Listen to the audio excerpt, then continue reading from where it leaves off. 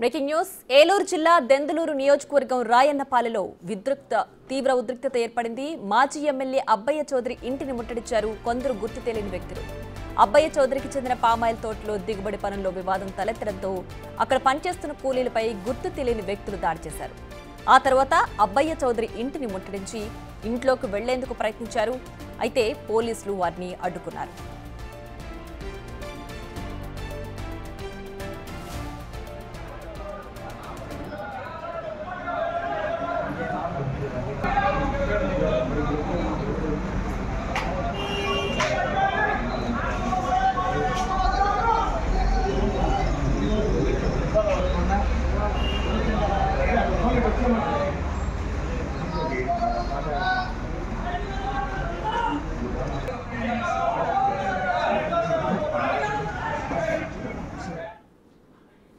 మరింత సమాచారం మా ప్రతినిధి సాగర్ ఫోన్ లైన్ లో అందిస్తారు. సాగర్, చెప్పండి, ప్రస్తుతం అబ్బయ్య ఇంటి దగ్గర పరిస్థితి ఏ విధంగా ఉంది, ఏంటి దీనికి సంబంధించి పూర్తి డీటెయిల్స్?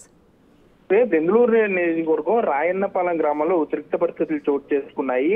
మాజీ ఎమ్మెల్యే అబ్బాయి చౌదరి ఇంటి వద్ద కొంతమంది గుర్తు తెలియని వ్యక్తులు చేరుకుని కొంత ఆందోళన కార్యక్రమం చేపట్టారు. ఒక్కసారిగా ఇంటి లోపలికి చొచ్చుకు వెళ్లే ప్రయత్నం చేశారు. దాడి సమయంలో మాజీ ఎమ్మెల్యే అబ్బాయి చౌదరి ఇంట్లోనే ఉన్నట్లుగా మనకు సమాచారం అందుతుంది. అయితే ఈ రోజు ఉదయం అబ్బాయి చౌదరికి సంబంధించినటువంటి పామాయిల్ తోటల్లో గెలలను దింపుతుండగా కొంతమంది వ్యక్తులు అక్కడికి వచ్చి అడ్డుకున్న దగ్గర తర్వాత ఒక్కసారిగా అక్కడికి వచ్చిన కూలీల మీద దాడి చేశారంటూ కూడా అబ్బాయి చౌదరి వర్గీయులు అయితే చెప్తున్నారు. అక్కడ నుండి ఒక్కసారిగా మాజీ ఎమ్మెల్యే అబ్బాయి చౌదరి ఇంటి వద్దకు చేరుకుని ఇంటి లోపలికి వెళ్లే ప్రయత్నం చేయడంతో పోలీసులు కూడా అక్కడికి చేరుకున్నారు. కొంత ఇరు వర్గాలను శాంతింపజేసే ప్రయత్నాలు చేస్తున్నారు. ఒకవైపు అబ్బాయి చౌదరి వర్గీయులు కూడా పెద్ద ఎత్తున పోగొతున్నారు. మరోపక్క ఇటేపు కొంత గతంలో ఉన్నటువంటి కొల్లేరు చేపల చెరువు విషయంలో లీజులకి సంబంధించిన విషయంలో కొంత గొడవ జరుగుతుంది. దానికి సంబంధించి కంటిన్యూగా ఈ గొడవ దానికి సంబంధించిన వర్గీయులే చేశారా లేకపోతే వీరు ఎవరు అనే దాని మీద అయితే పోలీసులు పూర్తి స్థాయిలో ఎంక్వైరీ చేస్తున్నారు. ప్రస్తుతానికి అక్కడ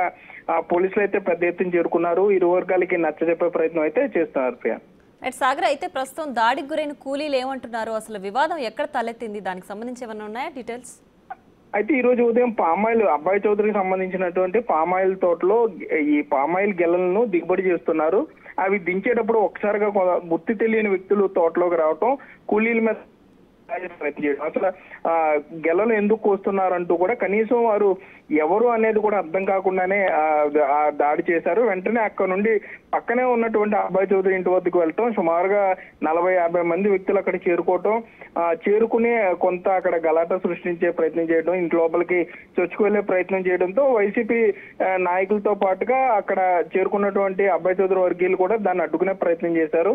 పోలీసులు సైతం కొంత అడ్డుకునే ప్రయత్నం చేసి ఇరు వర్గాలు నచ్చే ప్రయత్నం చేస్తున్నారు. అయితే కొల్లేరుకి సంబంధించి కొంతకాలంగా జరుగుతున్నటువంటి వివాదాల్లో ఈ పంట ఏదైతే చేపల చెరువులకు సంబంధించిన లీజు విషయంలో ఉన్న ఘర్షణకు కొనసాగింపుగా దానికి సంబంధించిన వారు ఏమన్నా దీంట్లో కొంత దుందుడుకు చర్యగా ముందుకు రావడం జరిగిందా లేకపోతే ఇందులో పొలిటికల్ పార్టీస్ ఇన్వాల్వ్మెంట్ ఏమన్నా ఉందా అనే దాని మీద కూడా పూర్తి స్థాయిలో పోలీసులు అయితే వెరిఫై చేస్తున్నారు.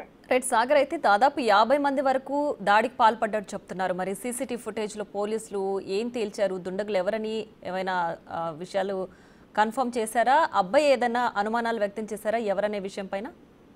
అయితే మాజీ ఎమ్మెల్యే అబ్బాయి చౌదరి ఇప్పటి వరకు మీడియాతో మాట్లాడలేదు. కానీ ఇంటి వద్ద ఉన్నటువంటి సీసీ కెమెరా విజువల్స్ మాత్రం మీడియాకి రిలీజ్ చేయడం జరిగింది.